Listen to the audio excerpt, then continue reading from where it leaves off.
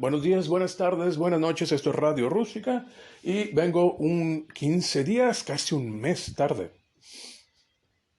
La intención era producirlo una vez a la semana, pero ah, me dio con flu, me dio el Shanghai Shivers, me dio COVID. Eh, no sé cuál variante, no sé si fue la variante Xi, que aparentemente es la que le están cambiando el nombre a la Omicron, porque en la estructura de COVID, alfa, delta, gamma, lo que le seguía del delta era el Xi, pero como Xi es el apellido de el presidente tirano, dictador, o los tres al mismo tiempo, los podemos poner en la licuadora de China, pues bueno, está prohibido decirle a un virus Xi. Así es que es el Omicron ahora. Eh, es una experiencia. Ya sé que, y quiero ser claro, no soy médico, esto no es un consejo ni ningún tipo de información educativa respecto a medicina. Solamente estoy dando mi opinión a cómo fue mi experiencia. Pero parece que es efectivamente una mala gripa. El, la sensación de agotamiento extremo es la parte que me pareció más perturbante, que fueron 2 o 3 días a lo mucho de ese tipo de agotamiento, que es simplemente estás dormido, como con una gripa.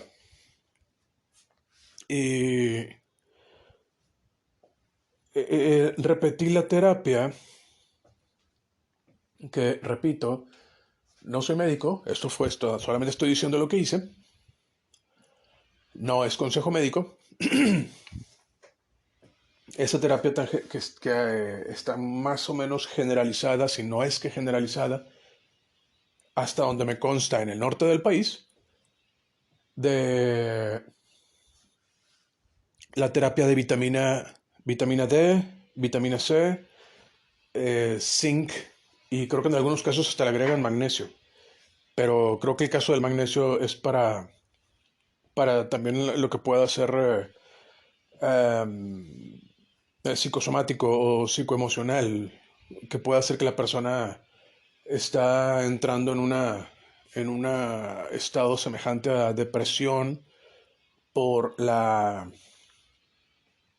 por la misma enfermedad, especialmente para la gente que tiene una tendencia o son proclives. Y hay varios estudios que demuestran que aparentemente el magnesio ayuda mucho para la regulación de emociones. Así es que bueno, supongo que por eso es que está dentro de la misma terapia junto con la moderadamente discutida ivermectina, que por lo que yo investigué es razonablemente segura. Digo, hasta donde, de nuevo, no soy médico, no tomen mi opinión muy a la ligera, que por ser un medicamento antiparasitario tiene digamos, un registro de su existencia amplio, especialmente para cuando se empezó a aplicar a niveles militares, ya que hasta donde recuerdo,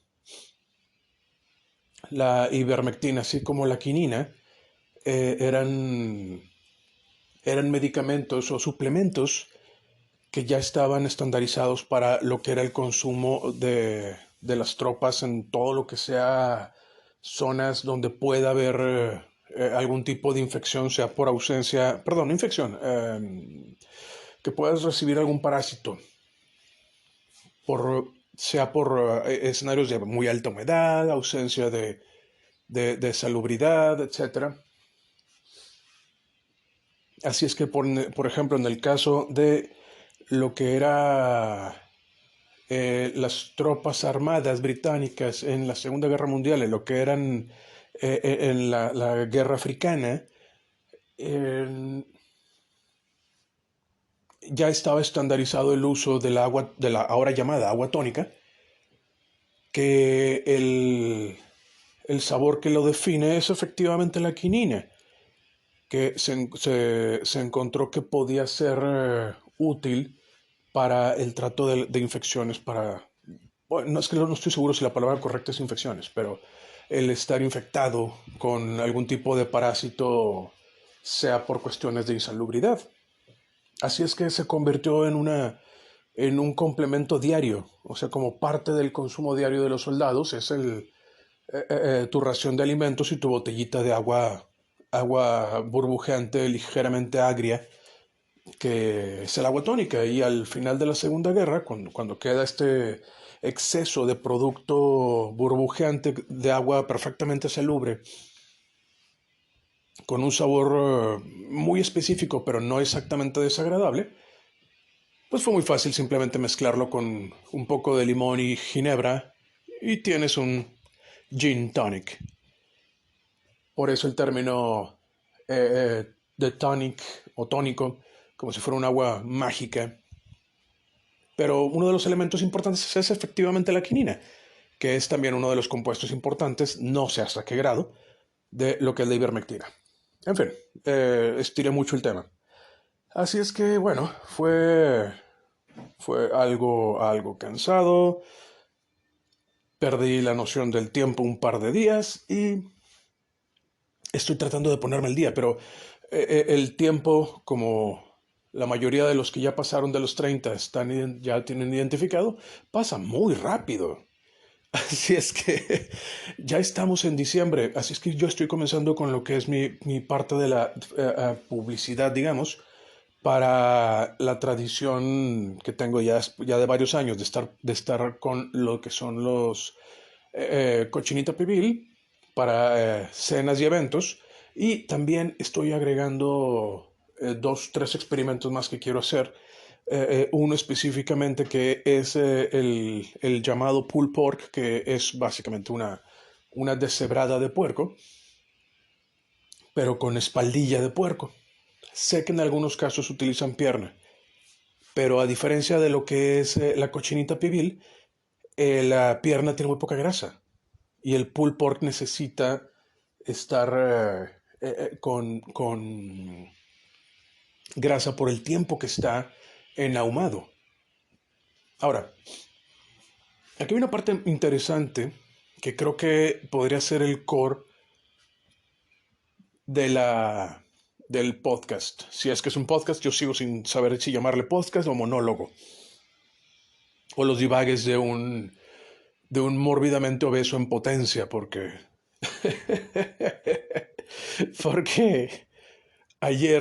antier, me preparé un poco de mermelada de cebolla. Altamente se los recomiendo. Toma tiempo, pero perfectamente vale la pena. Y yo les recomendaría empezar con unas tres cebollas, sin raíz y sin punta, cortadas finamente. No tiene que ser especialmente finamente, pero por lo menos delgadas. Esto para ayudar al proceso de la desnaturalización de las fibras. Y con una pizca de sal se fríen hasta que empiecen a tomar un poquito de color oscuro, que esta parte no es necesaria, pero es un poquito para crear sabores. Y déjenla guisar a fuego bajo con un poco de agua y ustedes van a estar revisando. Aquí les recomiendo cronometrarlo con el mismo móvil, con el mismo celular, de hacer una revisión de cada 10 minutos, tal vez 15, dependiendo de la cantidad de agua, y dejar que el agua se caliente, hierva, se reduzca, agregas un poco más, y así se la van llevando. Va a llegar un punto que dependiendo del sartén, el agua, la cantidad de cebollas, puede ser que pase una hora, puede ser que sean dos. Así es que contémplenlo a ese tiempo. Y lo que van a terminar es con una pasta de cebolla. Esta pasta de cebolla se cierra con el obligatorio degustación y una cucharada de mantequilla. Esto para ayudar a que se emulsione un poquito todos los húmedos con los sólidos que están en la misma pasta. Entonces simplemente se revuelve hasta que quede esta pasta homogénea, cremosa, que no necesariamente es cremosa, más como si fuera un puré, más como si fuera un puré. Eh, Sal, pimienta, es todo, no se ocupa más. Pero los sabores que quedan son maravillosos. Así es que, a razón de vez en cuando, hago esto para poder hacer el, este sándwich que todos amamos. Puede ser la versión gringa. La versión gringa son 3 rebanadas de queso amarillo, ¿no? Esta, esta aberración sintética que se, que se hace llamar queso, pero que todos nos encanta en un sándwich frío o caliente. Y simplemente se parrilla con mantequilla a fuego medio bajo. Y listo, es un bocadillo muy sencillo y, eh, y es bastante agradable.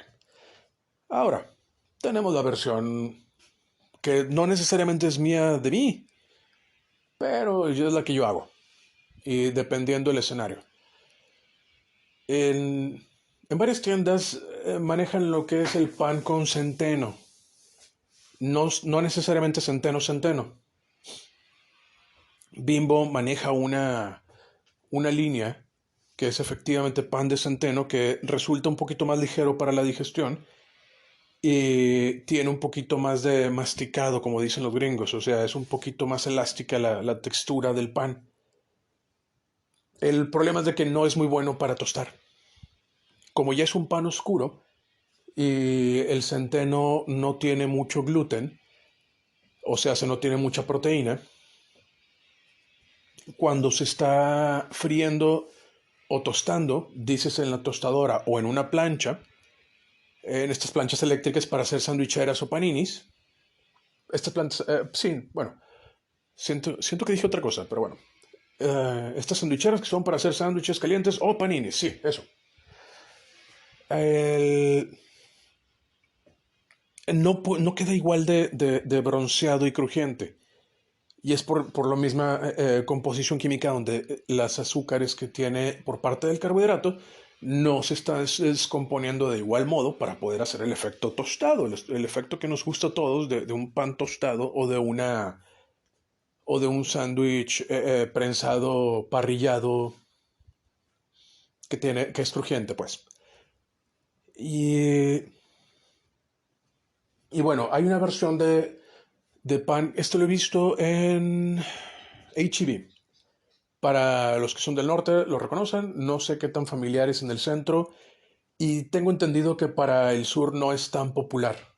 Creo que sigue siendo Chedraui la tienda columna vertebral, ¿no? de estas zonas. Pero mientras sea un pan blanco, el tradicional es más que adecuado. Y simplemente se da un brochazo o una manchada de mantequilla por cada lado. Aquí les recomiendo que esto se hace después de que lo ensamblaron y ya lo van a poner a freír. Porque si lo están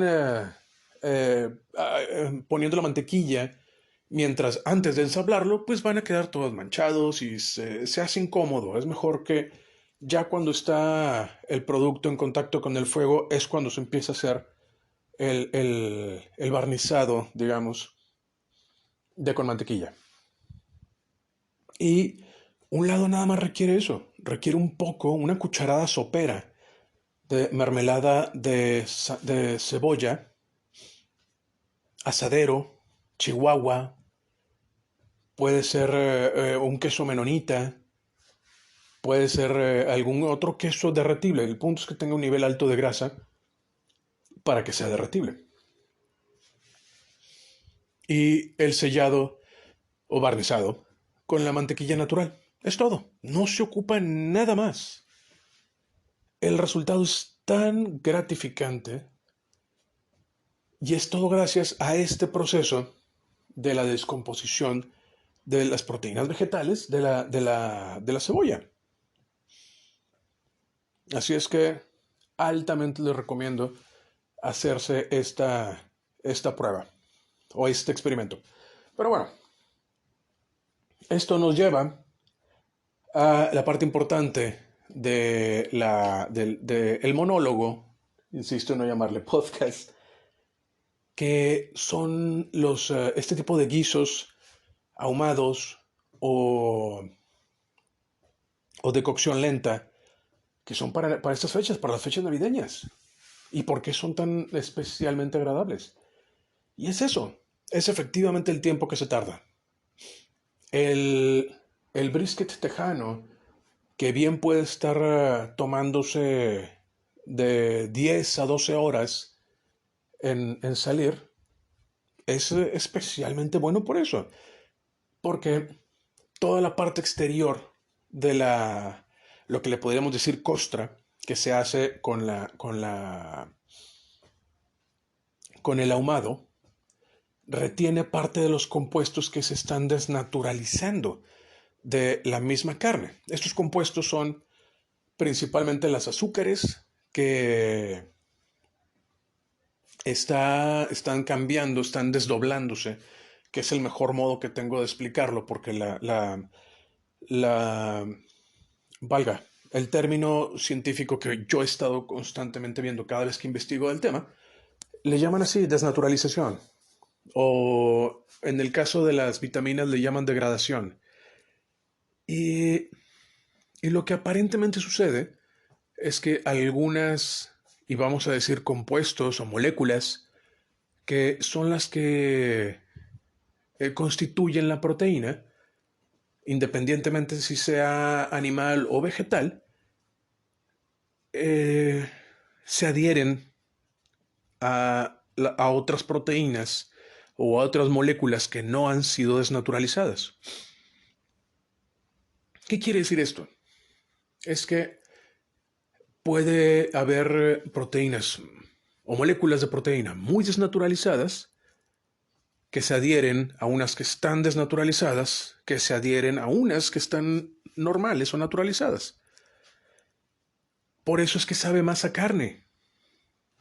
En nuestra experiencia cárnica es, es muy diferente a que si fuera exactamente el mismo corte cocido a otra temperatura y a otro tiempo. Ahora, si tenemos un corte que está cociéndose lentamente, aproximadamente de 80 a 90 grados, dependiendo del tiempo que tenemos y capacidad que tenemos de darle atención al ahumador, el, la cantidad de moléculas que se están desnaturalizando lentamente son muy altas. Así es que el gusto o regusto que nos da esa carne va a ser muy diferente a una chuleta de puerco que sin ahumar, sin ningún tratamiento, fresca 100%, simplemente es sarteneada y sellada en 10 minutos.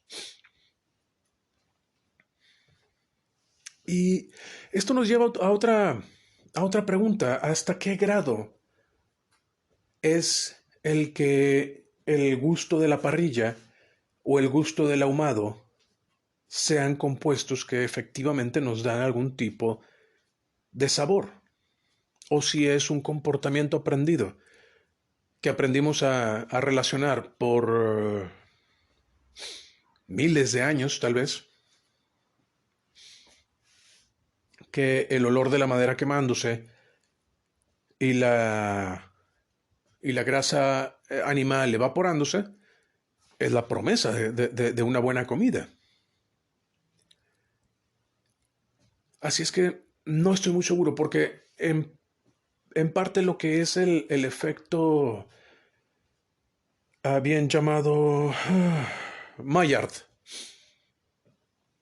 que es de nuevo un efecto que sucede bueno, creo que sucede con casi todos los alimentos que tienen carbohidratos, donde se caramelizan, se desnaturaliza y se carameliza haciendo el que tenga estas maravillosas marcas la carne cuando la ponemos en la parrilla, la fantasía, ¿no? De este corte rosado cian porque fue abrazado por el humo, pero aparte tiene las marcas negras o marcas café oscuro del metal que marcó la carne y el dentro jugoso. Esto es el idóneo, ¿no? Pero ¿por qué nos gusta eso? El ahumado, no estoy muy seguro. Todavía no he llegado a una conclusión que pueda ser satisfactoria más allá de que el olor de los vapores de algunos compuestos que están en la madera simplemente nos gustan, pero no le agrega mucho sabor. Simplemente nos recuerda a la parrilla. Y tomemos en cuenta que un ahumado de 8 horas es muy diferente a un parrillado de 15 minutos. La costra es mucho más grande. Los que tienen experiencia ahumando recordarán el anillo rosa en la carne, como de media pulgada, y luego la costra de protección, ¿no? La costra de especias y ahumado. Así es que no estoy muy seguro si es una causa-efecto donde el cerebro humano tiene miles de años registrando que ese humo es la promesa de una comida que ya fue desnaturalizada y que dependiendo del escenario que pudo haber sido una cocción lenta o pudo haber sido un parrillado agresivo, como quiera nos da una consecuencia secundaria que es la que nos estimula, que puede ser una descomposición lenta y meticulosa de los tejidos conectivos de la carne, a que se conviertan en colágeno, jugo, las grasas se derritieron, la hemoglobina también se mezcla con las grasas haciendo este jugo rosado y las proteínas desnaturalizadas que se están adheriendo a las proteínas, están dándole más sabor a carne. O la caramelización de los carbohidratos que estaban en la carne, más los vapores que se estuvieron adheriendo a la carne de la grasa. La grasa se evapora al contacto con el fuego, con el metal, hace el tss que todos amamos y se adhiere a la carne. Así es que no estoy muy seguro todavía de cuál sea el valor adicional que le da el ahumado, pero lo seguiré investigando. Así es que pasamos la parte de por qué los humanos hacemos esto y nos vamos a la parte de la historia, bueno, si se puede decir historia, porque va a ser corta, me quedan 5 minutos, y de cómo es que terminamos con estos platillos, cómo es que terminamos esa, vamos a decirle, tradición o hábito de ahumar alimentos y por qué nos gusta, ya tenemos un par de ideas, pero ¿por qué seguimos haciéndolo? Aun y cuando por la cuestión de seguridad alimenticia ya no es necesario. El, los mecanismos presentes de sacrificado, producción, manejo de desechos, todo lo relacionado al sector alimentos tiene unos niveles altísimos. Los clásicos videos brutales que son para aterrar gente en relación a cómo se produce la carne o cómo se matan animales y escogen estos escenarios de algunos lugares aberrantes o algunos lugares olvidados por Dios donde, no sé, ejecutan, sacrifican a la gallina con, no sé, con un martillo y es como que estoy seguro que sucede. Pero el estándar de producción de alimento no es ese. No nada más por el hecho de que a los humanos no les gusta producir sufrimiento, sino porque también el sufrimiento afecta a la carne. Cualquier cazador les puede decir eso. El que un animal haya tenido una muerte agonizante, que básicamente echa a perder a la carne. Pero bueno, me salto esa parte. Ya sé que suena un poquito macabra y algunos como que, no. Ya estamos muy alejados de la naturaleza del consumo de la cadena alimenticia, que ya el tema del sacrificio animal es incómodo para mucha gente. Y, y ya no es necesario el ahumar alimentos. Tenemos refrigeradores, tenemos sistemas altísimos de higiene y cubrir todo el alimento con una capa de humo que no permite que crezca ningún bicho, es un modo innecesario, pero lo seguimos haciendo. El salado de carne también es innecesario, pero sigue siendo agradable porque la sal hace lo mismo, desnaturaliza también un poco las proteínas. Pero para dar un caso más aterrizado y más presente, el fenómeno del brisket, o sea, de lo que es el pecho de la vaca, así como la arrachera, nace de la necesidad y del deseo de vender, de poder tener tu negocio, pero también poder proveer un alimento decente.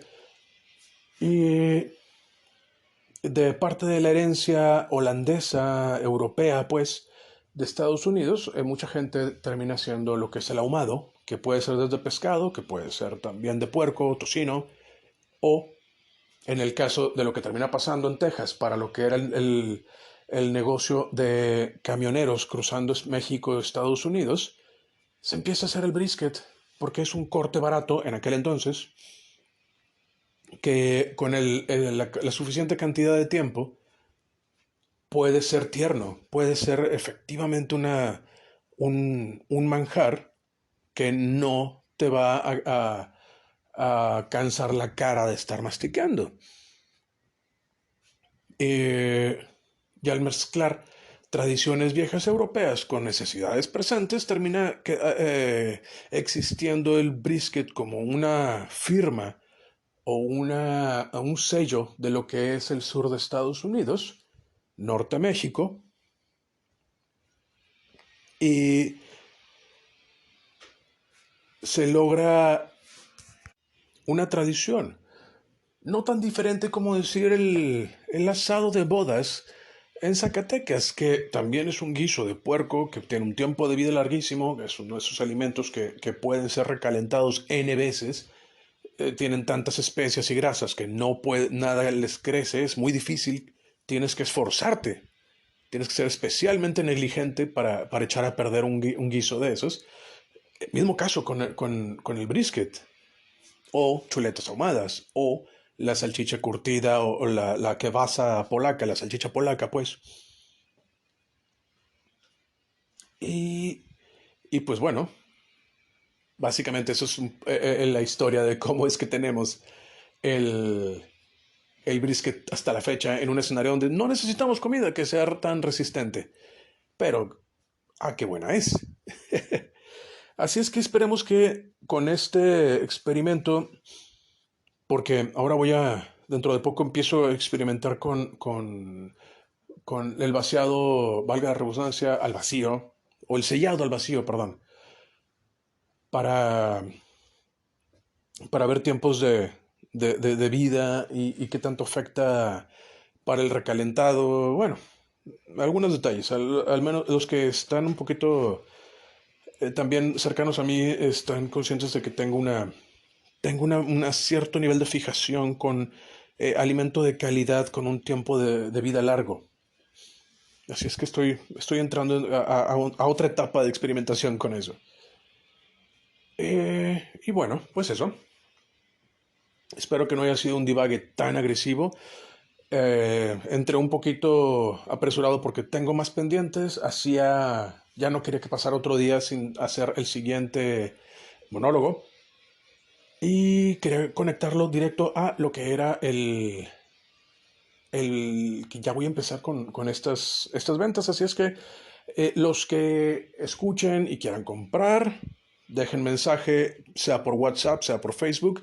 Me pueden encontrar como Rústica en Facebook. Creo que aparece como Rústica 1 en Facebook. Y ahí mismo está mi número de contacto, igual lo que es el WhatsApp, para hacer cualquier tipo de pedido. Por mi parte ha sido todo por el día de hoy. Espero tratar de tener otro monólogo para mañana o pasado mañana para tratar de compensar las 2 semanas o 3 semanas que perdí con el Kung Flu y poder terminar por lo menos la primera temporada de Radio Rústica. Pero bueno, me despido de nuevo. Gracias por haber escuchado. Quien sea que se quedó conmigo hasta el final de estos 30 minutos de Divague y que tengan un excelente día.